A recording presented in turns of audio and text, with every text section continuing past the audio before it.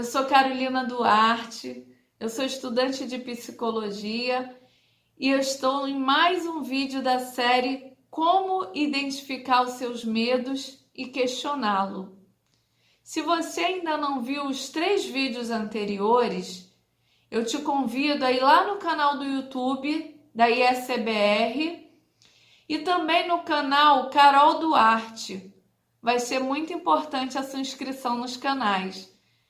Vamos lá então para mais uma revisão. Esse é o nosso último vídeo e vai ser muito importante você acompanhar essa série. Então, no primeiro vídeo, a gente falou um pouco sobre como identificar essa emoção do medo. A gente usou o exemplo de uma árvore onde as suas raízes era todo o acúmulo de sentimento, de emoção, era todo o acúmulo de situações e estímulos que eu recebi ao longo de uma vida inteira. O caule era a forma de eu transportar e de eu conduzir a minha vida mediante a todas essas informações que estavam depositadas na minha raiz. E as folhas? A parte de cima, as folhas, são os meus pensamentos. Tudo que é produzido a todo tempo. Nós não paramos de pensar, nós não paramos de sentir. Então, a única forma que nós temos para poder conduzir, a nossa vida, conduzir os nossos pensamentos, é a forma como nos comportamos. Os pensamentos, as emoções, você não tem como evitar. As situações, elas vêm a todo momento, mas a forma como você reage, como você interpreta o que está vindo no teu pensamento, isso sim, isso é de suma importância para você manter o equilíbrio e manter a sua saúde mental. No vídeo de hoje, a gente vai falar um pouco sobre as formas como eu lido com todo esse sentimento do medo. Mas vamos relembrar também que o medo é um sentimento natural do ser humano. Quando eu me sinto ameaçada, quando eu me sinto em alguma situação de perigo, o meu cérebro ele recebe um comando e prepara todo o meu corpo para reações de fuga, de defesa. E a partir daí, a partir do momento que ele dá esse comando, eu tenho várias reações fisiológicas. A gente falou isso no vídeo 2. Taquicardia, sudorese, contraturas musculares, tremores. Também, algumas vezes, eu tenho diarreia. Mas isso, se for para uma situação de um perigo iminente, é totalmente normal. É uma reação fisiológica do meu corpo.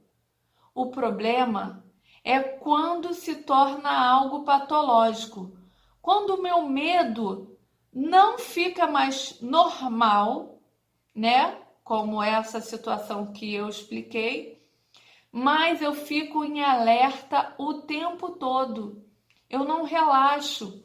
Eu vivo em constante situação de defesa, de fuga e de medo. E aí, essa patologia pode gerar vários transtornos. Transtornos de ansiedade generalizada, depressão, pode gerar síndrome do pânico. Tudo por conta de como eu estou me comportando e a minha mente está processando o medo. A grade normal, o caminho, da naturalidade é eu sentir medo, sim. Eu reagir ao medo, sim. Mas a partir do momento que eu não estiver mais em perigo, o meu corpo voltar ao funcionamento dele e eu ficar relaxada. E aí eu também falei alguns tipos de fobia e de medo, em que a fobia é algo patológico, é um medo patológico. É um medo que eu não consigo controlar. E eu falei também alguns danos que a fobia ela causa. A fobia ela tem a fobia social, ela tem a fobia específica, que é medo de alguns itens, objetos, de alguns comportamentos, tipo tirar sangue, andar de avião, dirigir. Então, nós temos vários tipos de medo. Só que se a partir do momento que eu só pensar nele, eu já começo a passar mal, a partir do momento que se eu for em alguma situação ter que enfrentar esse medo e eu já começo a passar mal, isso já é uma fobia. Então é algo que eu preciso prestar atenção. E nos tempos atuais? Nos tempos atuais a gente está vivendo um perigo, sim, de contaminação, uma situação ansiosa de perder o emprego, uma situação ansiosa de não ter o que vender, o que trabalhar, né? Quem são os vendedores autônomos. Então eu estou constantemente numa situação de ansiedade, de extremo estresse, de vulnerabilidade.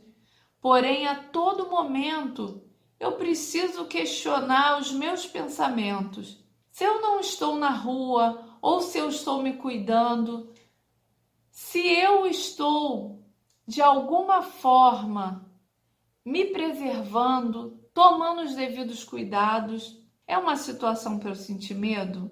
É uma situação para eu ficar em alerta eminente? É uma situação para eu ficar o tempo todo com as situações de medo? Então eu preciso realmente ver se cada situação que vem até mim, se ela é real ou se ela é um medo que eu já tenho anteriormente e ele está refletindo de forma muito mais intensa por conta de tudo que está acontecendo.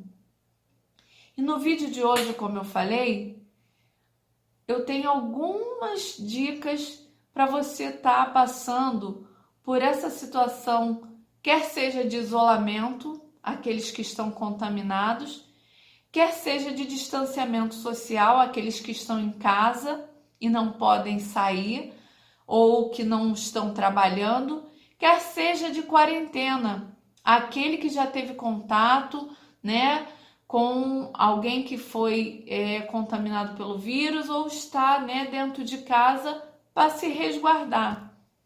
Então nós temos algumas dicas para você que é adulto e também para as crianças.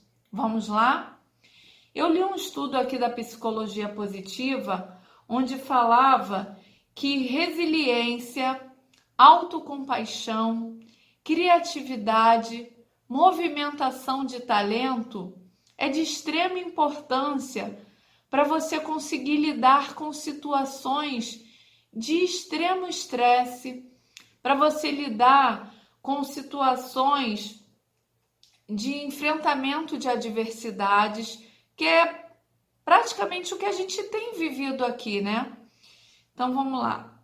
A resiliência, segundo o estudo aqui, é uma experiência que, ao passo que algumas pessoas experimentam um sofrimento profundo e têm muita dificuldade para se recuperar, na resiliência, outras pessoas conseguem suportar bem as perdas ou os eventos potencialmente traumáticos, sem interrupção aparente em sua capacidade de trabalhar ou de manter relacionamentos próximos.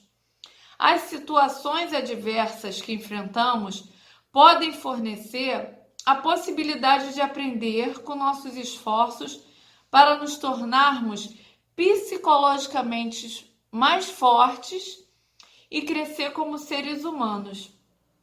Então, ao aplicarmos a resiliência na nossa própria vida, na nossa história, não deixando, gente, de entender, não deixando de validar aqueles que estão passando momentos muito difíceis, momentos que há angústia, que há medo.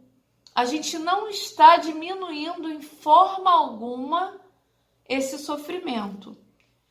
Mas se permanecer nele por muito tempo, pode gerar danos à nossa saúde mental. Então a dica, ao falar de resiliência, é você começar a trazer à tua memória tudo aquilo que pode te dar esperança. Trazer o foco, trazer à tona, trazer para o palco da sua emoção, como diz Augusto Cury, né?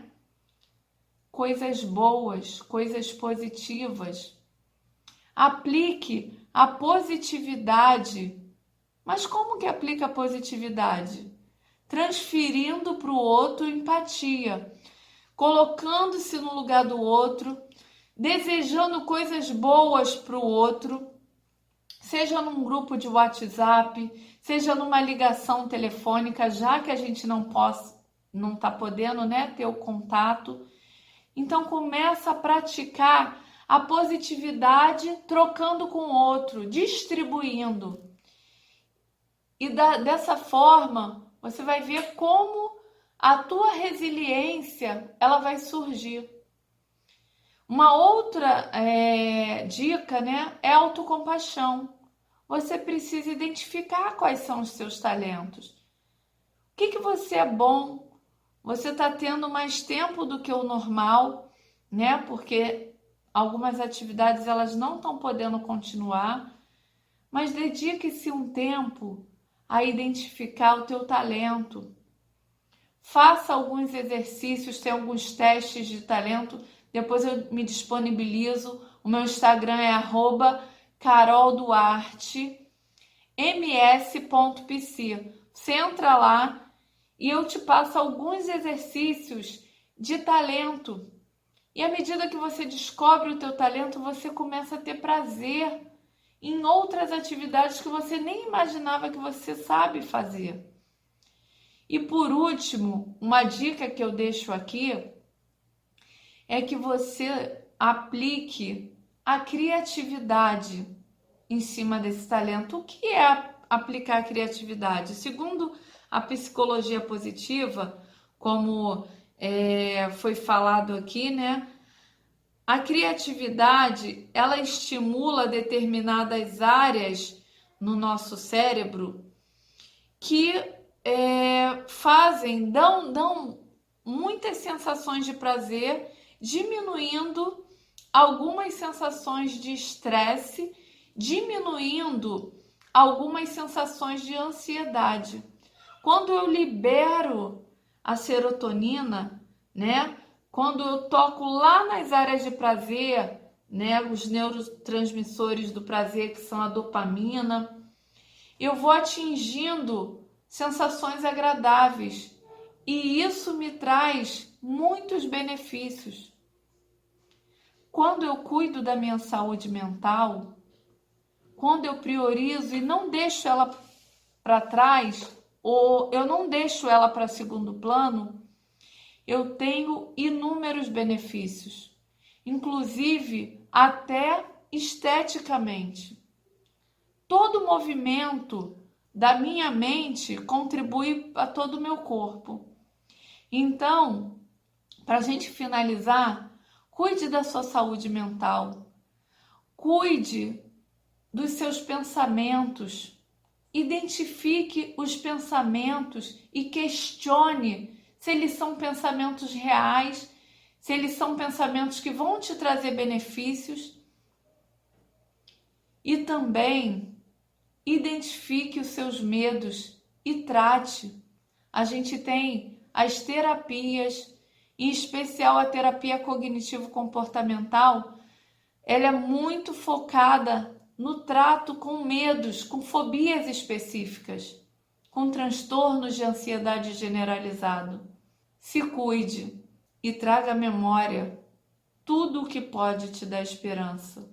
Se apegue à fé, se apegue a Deus, porque Deus, Ele é alguém que pode te preencher e pode te confortar. Agradeço essa oportunidade e vamos ficando por aqui. Não esquecendo de se inscrever no canal da ISBR e no canal do YouTube Carol Duarte. Fiquem com Deus.